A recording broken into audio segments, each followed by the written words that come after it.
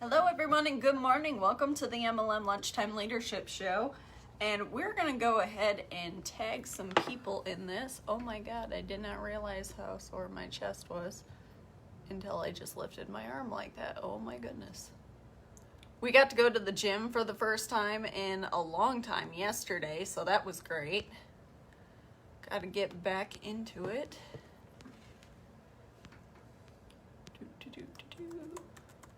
Oops, that's not what I meant to do.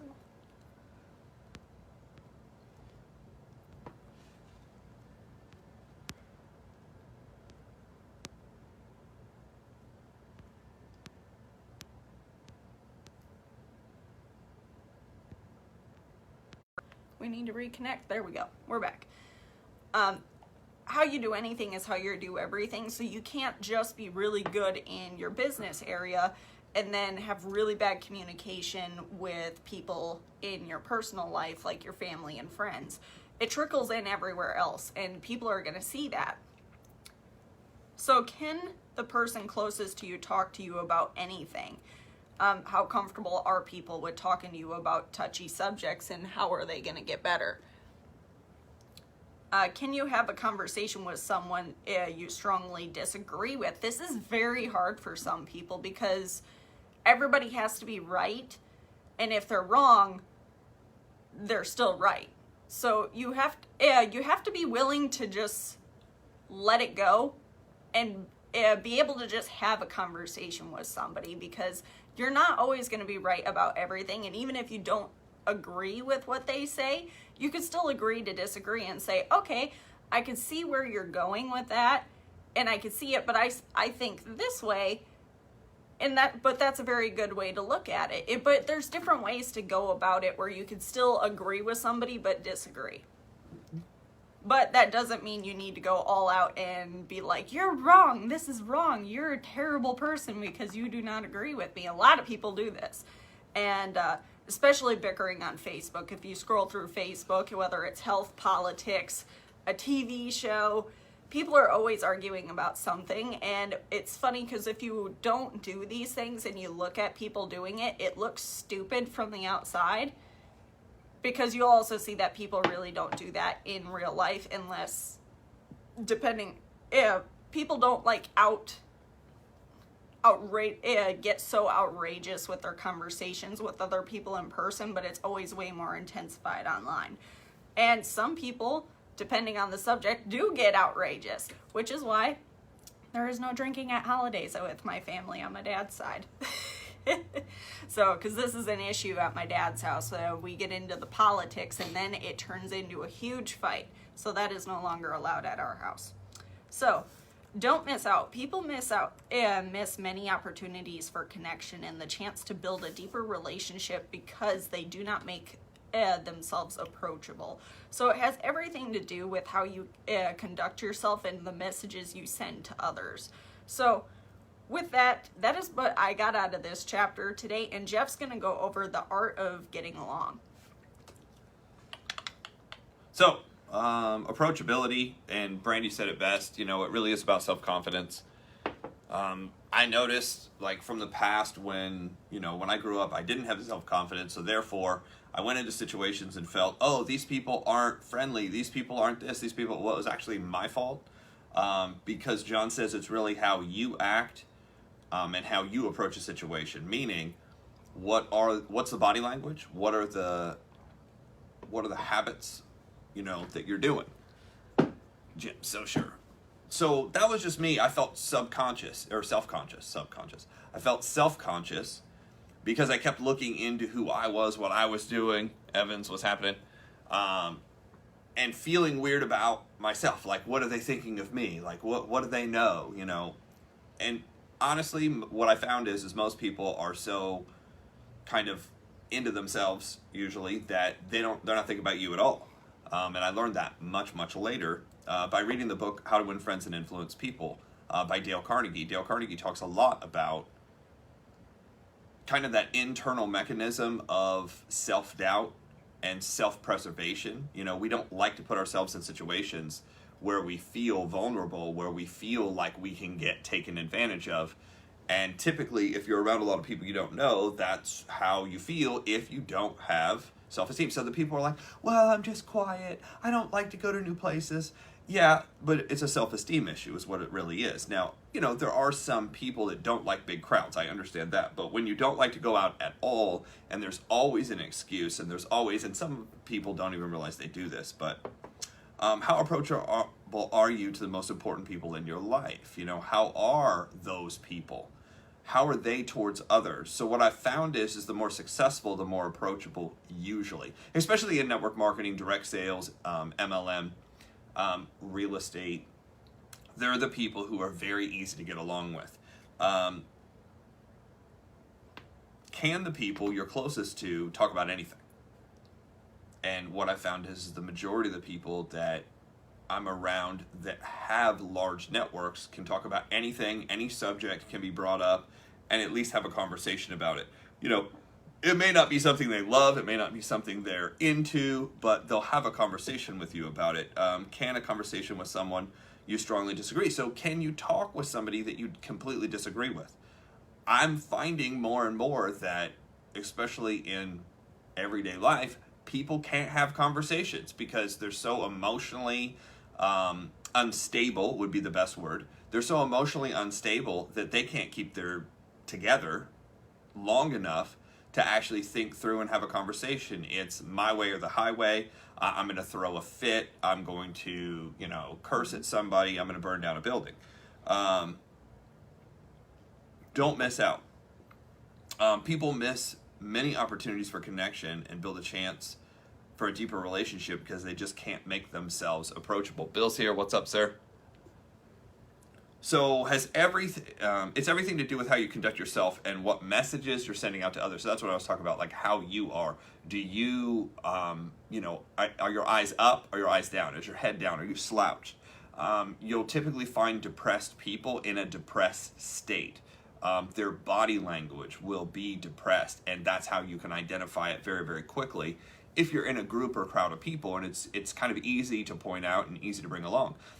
They won't make eye contact with people. Their gestures are slow. There's all kinds of signs of somebody like that. Can you tell somebody's angry? Usually they're pacing back and forth. Again, head down, mad, high blood pressure. They seem uneasy. Michael, what's up? So, sooner or later, it says the art of getting along. Sooner or later, a man, if he's wise, discovers that life is a mixture of good days and bad days, victory and defeat, give and take. So he learns it doesn't pay to be too sensitive of a soul, and that he should just let some things go over his head like water off a duck's back. So you just don't let stuff get to you. And the only way that happens is when you have the self-confidence that it doesn't affect you. Other people can have bad days, that's fine. And it's just understanding human nature that makes it easier, but you have to understand who first, you. How to put people at ease. Personal warmth, they truly like people. So, 2, appreciation for the differences. So then we get into personalities. How do you appreciate differences? I have a few people that in the past have made me upset, and it's because I want to move forward and they can't move forward. Why can't they move forward? Because they have to ask this question and that question and this question and that question. I was like, we're just trying to go over something pretty simple here. The concept is not that difficult. But in reading all these books, I realized my personality is a D-type personality, which means I'm usually thinking faster than I talk. I'm usually on the next subject before the subject everybody else is on is done. And when I'm having a conversation with certain people that have the opposite personality, or instead of an active, they have more of a reserved personality, I'm trying to get them to speed up. Now, at the same time, they're trying to get me to slow down. They're like, why is this guy going so fast? Why doesn't he think everything through? Why doesn't he ask all the questions? So what I've done is in real estate and different businesses, I've linked up with people who are basically the opposite personality, or at least opposite sides of the personality chart. So that way I don't miss things. And I've learned to appreciate the people who ask all the questions. Reason being is I put myself in a situation where I was $3.5 million in debt. Now, why did I do that? Partly, it's because I didn't ask all the right questions. I also went under, in 2007 and 8. I went under in 2007. In 2008, I finally figured out how to basically eliminate everything. When you're upside down $3.5 million, there is no payment plan for that. Arlena, how are you? So there was no payment plan for that. So I ended up in front of an attorney to the tune of about $3.5 million. And the attorney's like, look, you got 3 choices. You can, A, fly somewhere we can't find you. You can, B, win the lottery a couple times. Or you can, C, you're going to have to file bankruptcy and start all over again. So my personality put me in so far in debt just because I thought I could out-earn my stupid financial mistakes. I thought I could just out-earn them rather than thinking them through. If the economy was in a perfect world, maybe that might be true, but the economy is not, and it doesn't remain perfect. It goes up and down. So I put myself in that really horrible situation. I said, look, I'm not going to do that again. How do I think this through? That's where the personalities, well, who are the people who are the most secure? What did they do? What were they doing during these times? And I basically set myself up. So this time, we always know something's going to happen. So for those of you who don't know, every 10 years approximately, there's a crash of some kind. You can look back even further than the 70s. But let's just start at the 70s because 40 years ago was enough time to kind of talk this through and figure this out. First of all, let's think about the first one. The first thing is in the late 70s, the oil embargo happened, right? So for those of you who don't know, the oil embargo happened. We weren't shipping in and bringing in as much oil, which is actually ridiculous because the largest oil reserve actually sits in North America underneath partly the United States and Canada. But we signed some treaty that we won't actually drill or use it. So if you ever wonder why we're paying too much, right now gasoline's cheap, but that's because of whatever treaty we signed kind of somewhere between World War I and II. I don't have the math on it, I just know that we did it. But the oil embargo happened, and what happened is interest rates went through the roof, and it went from 12 to 15 to 18 to 21% interest on a house. 21% interest on a house. So for the people who bought in the 78, 79, 80, 81, during that time, the Nixon years, I believe, if I remember right, yeah, Carter and then Nixon. So during that time frame, it crashed. Then we started to turn stuff around and, changed direction and started rebuilding up, the United States infrastructure, military things, and things started to take off. And then what happened? The S&L scandal.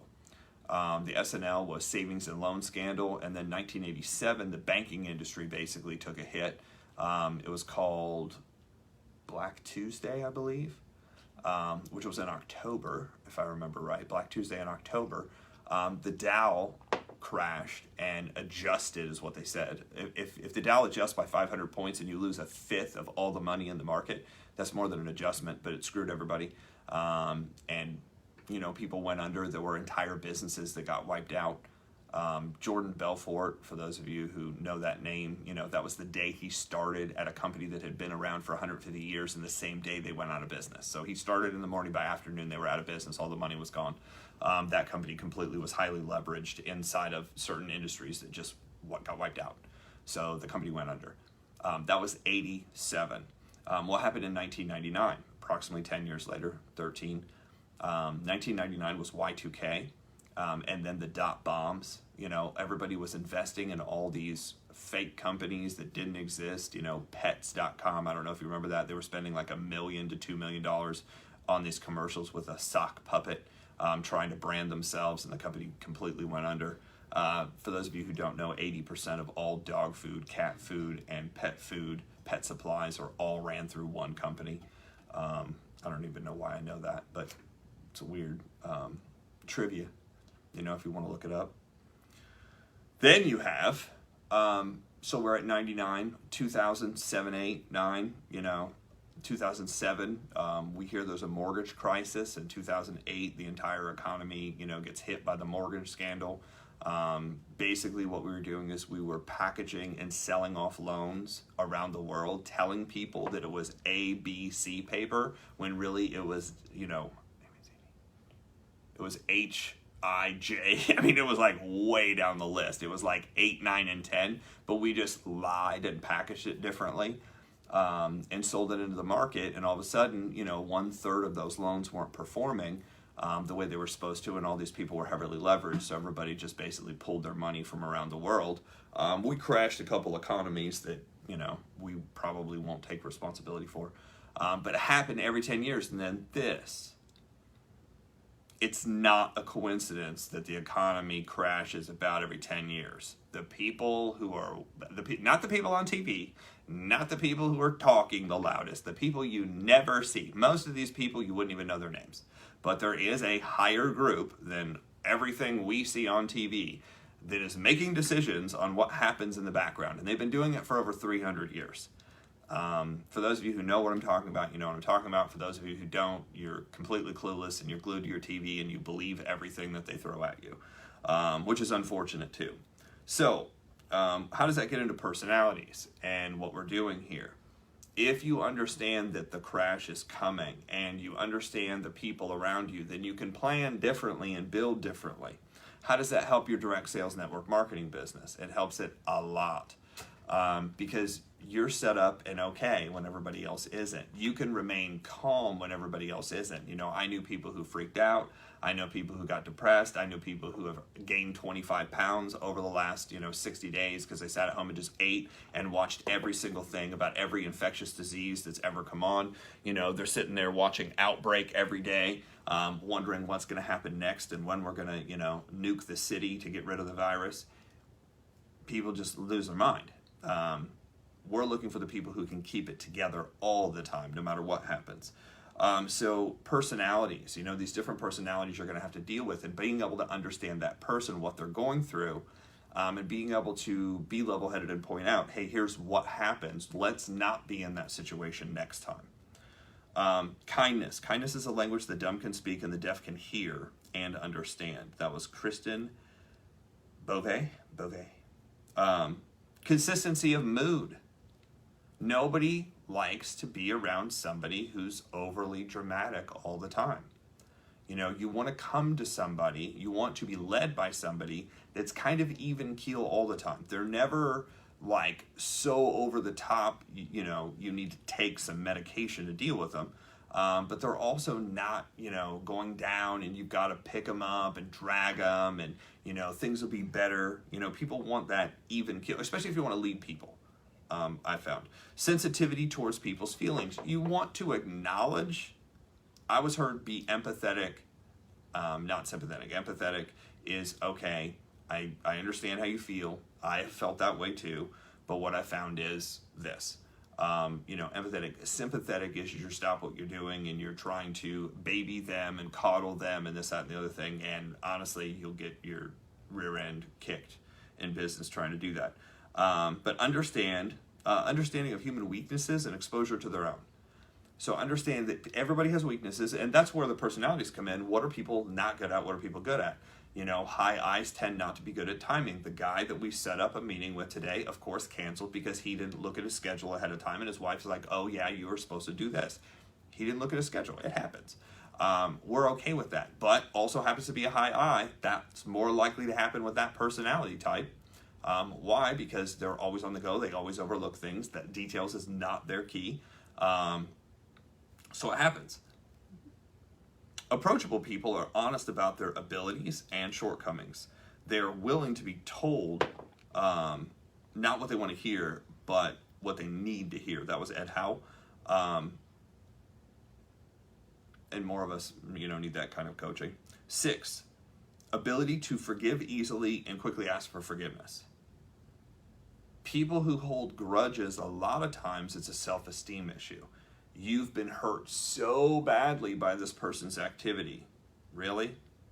Now, I understand feelings get hurt, things get overlooked, but if it hurts you so badly where it affects your entire day, that's a self-esteem issue. That's not what somebody did to you in most cases. I mean, obviously, if it's related to, intimate relationships, I totally get it and understand. But like people are like, that person moved my pen, they hate me. Probably not, the right thing. 7, authenticity. Gary Vaynerchuk talks about this all the time. People are looking for people who are authentic. People are looking for people who tell it like it is. People who are looking for people who can remove all of the extra sales garbage and just go with what actually is. So people are looking for that authenticity. If you're a Tiesto fan, be a Tiesto fan. If you're, if you like cats, if you like dragon, whatever you like, it's okay to like that. Just be authentic with who you are. You don't have to be somebody else. You're looking for the people who get along with you. And the people who get along with you will go along with you. I don't know where that came from, but I know it's in a John Maxwell book. Approachability, principle, discussion. So here are the questions. How at ease are you with yourself? Are you insecure or secure? Do you feel good about who you are? People who feel good about who they are do good. That's what we found. People who feel good will do good, and people who don't feel good don't do anything. Why? Because they're too focused on themselves. And again, it becomes, self-conscious people are usually selfish people because it's all about them all the time. Do you agree or disagree with that person who's in authority and has the responsibility for putting others at ease? Do you agree with them? Or should you agree with them? 3, how can you tell when someone has a hidden agenda? If we seem to be going a certain direction, but you don't know why, that skeptical, like, wait a minute, why do they keep bringing this up? Think about a moody person you've had to deal with in the past. What kind of impact does that person have on your mood? How did it affect the relationship? A person that's dramatic. I mean, typically that's the person everybody wants to avoid in the office. If you've ever been in an office setting, you're trying to avoid them. You come in, you're like, okay, dodge them. Okay, get to work. Maybe we can avoid them. Okay, look busy. Yeah, look busy. Look real busy. I'm sorry. I'm on a call. And I'm on a call when I'm waiting for the call. And I'm on a text message when I'm waiting for the text message. So, number 5, many people who are not approachable have no idea that others find them intimidating and standoffish. Ask about your approachability. So I can ask, here, how approachable am I? Or how approachable is Brandy? Or how approachable is Bess? How approachable is the group of us? Can you bring anything to us? Can you be like down, out, frustrated, mad, upset? Can you be all these different things and still, reach out and ask questions? I've been told that people feel like they can come to me. Like, I don't know, that was weird. I didn't realize that's what I had built, but it's a good thing now that I know these principles. So that's what I have for today. Tomorrow, what are we going over? Tomorrow... It's not going to be in the notes. No, it's not. Hold on. That was Bess. Yep, that one was Bess.